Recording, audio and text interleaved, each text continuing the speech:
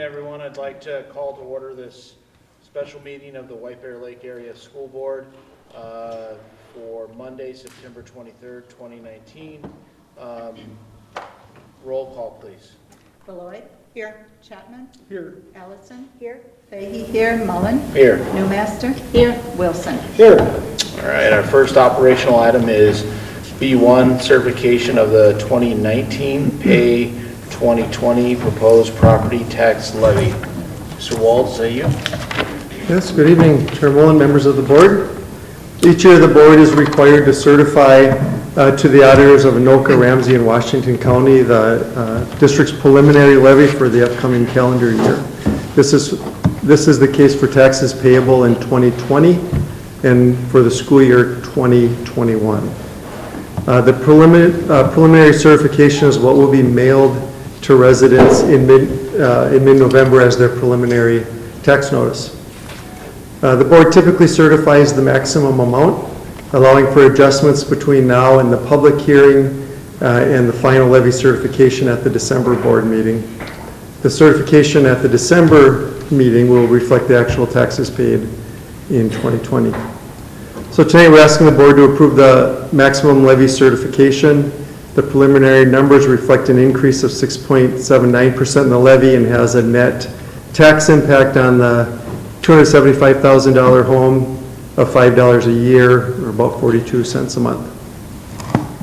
So we've taken into account the finance and debt schedules as calculated in our upcoming bond referendum, in the revenue plan for our upcoming bond referendum. So the projected tax impact of the levy or the referendum will not change based on tonight's certification. If you look in your packet at the first document, we'll walk through an explanation. Yeah.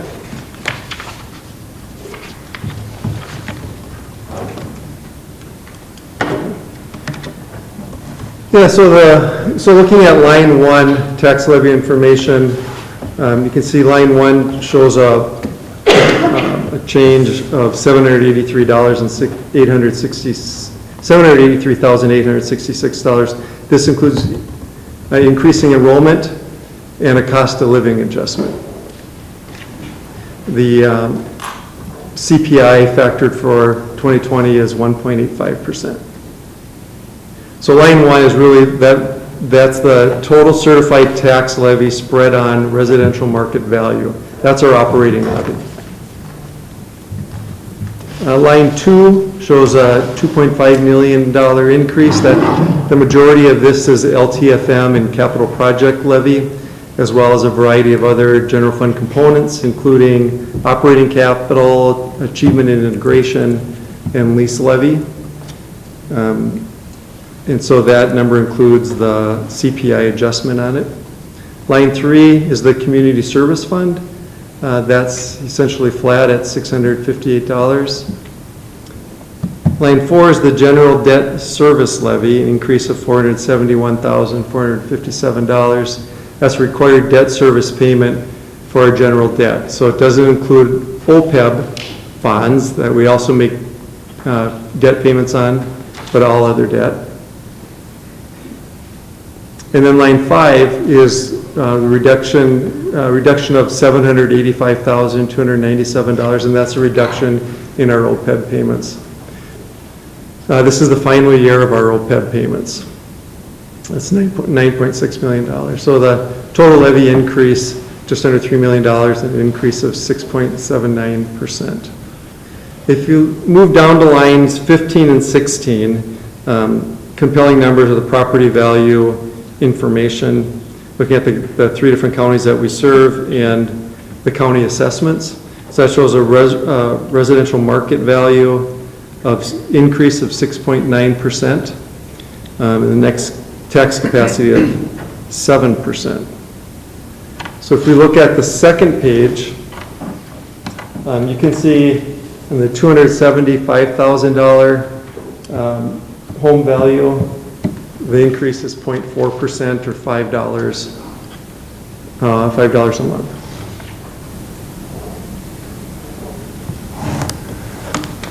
So once you apply the increase in residential market value, then everyone's value goes up at that rate of 6.9%, and so people whose value goes up slightly below 6.9% would see a slight reduction or lower tax impact than those whose market value of their homes goes up more than 6.9% would see a corresponding increase. But if your market value of your home went up 6.9%, you should see a flat, no impact at all. Okay, so tonight we're recommending that the board certify the maximum levy increase of 6.79%, and we'll be returning to you in December for a public hearing on this and bring the actual certification at that time for final certification. Okay, you've heard the recommended action. Is there a motion to do so? So moved. Tom, you want to come on? A motion by Mr. Wilson. Is there a second? Second. Second by Ms. Newmaster. Is there any discussion on the motion? Ms. Ellison. I just have a clarifying question. Why is this something that the school board needs to approve? Just because I'm curious. It's a law. When you're a elected body levying taxes on the community, then you have to approve the amount that you're going to put on. Okay. Every September we do this, and then every December you approve the final. So this is the preliminary levy. School boards are required by statute to approve the preliminary levy by the end of September, and they're required to approve the final certification. They're I don't know the date, December 20th or something like that. So it happens every year. So I probably Required asked the by same statute. question last year. Maybe, but we do this. I don't remember it, but We did this at the December board meeting last year. We'll do it December board meeting again Okay. this year. yeah, every September, every December, this is one of those things we're required to do by statute. Okay. Any other discussion? Hearing none, we will take this will require a roll call vote. Beloit. Aye. Chapman. Aye. Ellison. Aye. Fahey, aye. Mullen. Aye. Newmaster. Aye. Wilson. Aye. Okay, the motion passes. Thank you very much. We will now move to our next operational item, B2, which is action on the resolution to not use eminent domain. Is that you, Dr. Kazmierczak? It is. And I just want to point out that Mr. Walls is excusing himself shortly because of a presentation tonight on the bond referendum at sunrise, so that's why he'll be leaving. Thank you for your work.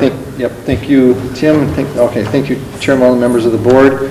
I wanted to start out by providing a little bit of information, in part because these are newer slides, and from previous presentations, you perhaps haven't seen the new information. So I wanted to start there.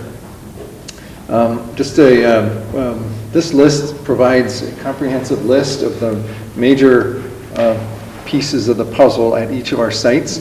And when we talk about this bond referendum covering all facilities, all of our buildings, all of our students, this provides a great visual to that statement. And again, it's probably not, well, you can read it pretty well, but this is available. We can make this available to you. This is one of the slides we're showing as we present to again give the comprehensive, or to talk about the comprehensive nature of the plan, and to give that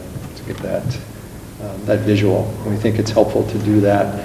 Also, we've talked about North Campus and a new high school. We've been talking about this being a new high school on North Campus, and this is just a graphical representation. This has not been designed yet, but this is the graphic that we've been using to show what it might look like, and especially in terms of the addition to the site. And this is helpful and this is informative as we talk about what we're going to ask you to act upon earlier. So this expansion of North Campus can occur on the land we currently own, and that's been the intent all along. This plan uses the existing North Campus building, which was built very well. It needs some updating, but the bones of the structure are very, very sound. And so expanding on that site and utilizing the existing building in addition to the new square footage makes a lot of sense. Also, wanted to share with you a little bit more about tax impact. You've seen this graphic many times over, I'm sure, and this is available on the district's website along with a tax calculator. But we wanted to provide a little bit more context because the question has come up, how do we compare to our neighbors? How do we compare to other school districts in terms of tax impact? And so we did compile this, this graphic, and I believe you've perhaps all seen this before, but maybe not part of a presentation. So way over on the left is White Bear Lake, and this is our voter-approved school debt tax levy. This is an annual amount. So, and this is an example on a $250,000 home. Our current voter-approved school debt tax levy is $24 a year. And if the bond is approved, it would move to $275 a year, which is still below the average of $317 a year for our neighboring school districts. And you can see those districts listed, North St. Paul, Maplewood, Oakdale, Stillwater, Mounds View, Forest Lake, Roseville, Matamidi, Centennial, and South Wash. So, so in terms of the $326 million bond referendum, it is a large number, but when we talk about the tax impact, we are not an outlier in terms of what we're asking our residents compared to what other school districts have asked. This is an important graphic. Pardon? We're still even less than Yeah, Forest Lake. right. Okay, and then one other thing that we've added to our presentation, and this was prompted when we met with a group of, a couple of groups of senior citizens, and so we put this together and we decided this was important not only for senior citizens, but for all of our residents to know that there's a possibility of a Minnesota Homestead credit refund working in their favor. So if we focus on the bottom charts, I'll just choose one. The bottom one is a $275,000 home. And the household income, if we just focus on the $100,000 household income, because that's about, just slightly under that is about the average household income in our school district. And so a family with an average household income and living in an average priced home in our school district could see a refund of $168 a year. So then the net tax impact would be $9.33 a month. And this is available every year. So, so we've gotten word out about this too, and I wanted to make sure you understood it, because as you have conversations with folks, that you might want to refer to this. So, okay, so with that, we want to perhaps put to rest this question of will the district use eminent domain or not, and we have stated all along that we would not. But given that we continue to be asked that question, we thought it was important for you to take a formal position on this. We've stated it many times publicly, both the school board and administrators, as we present, we state publicly that we will not use eminent domain. But we felt like putting this in front of you and to have a brief conversation again if you wish, but then to actually read this into the record and take action on it might be helpful to communicate to our public that we do not intend to use eminent domain. So what we'll do is let's read the resolution in for the record, then we'll ask for a motion on it, and we can start to move through any discussion from there. How's that? So I'd ask the clerk to please read the resolution. Whereas the White Bear Lake Area Schools building bond referendum question includes a comprehensive facilities plan that increases opportunities for students by creating a new single unified grade 9-12 high school on the current White Bear Lake Area High School North Campus site. Whereas the proposed single unified grade 9-12 high school could be built on the existing property already owned by the district.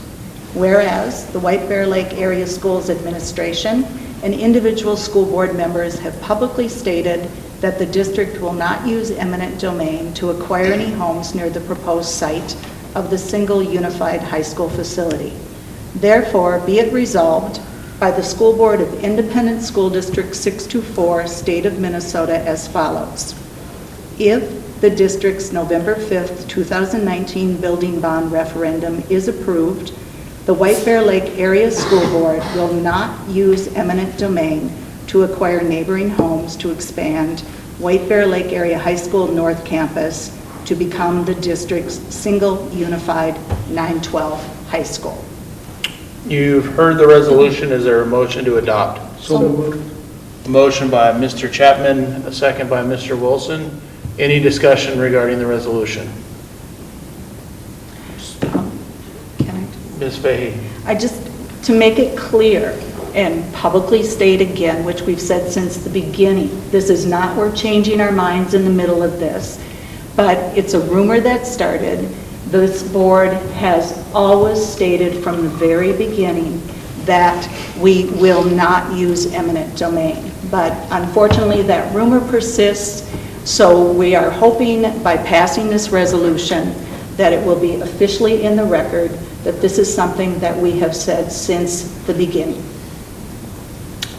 Any other discussion regarding the resolution? Seeing none, let's have a roll call vote with this. Beloit? Aye. Chapman? Aye. Ellison? Aye. Fahey? Aye. Mullen? Aye. Newmaster? Aye. Wilson? The resolution is adopted. All right, thank you. All right, at this time, I will ask for a motion to adjourn. Mr. Chair, I move to adjourn. I will second that. All in favor, please say aye. Aye. And we are adjourned.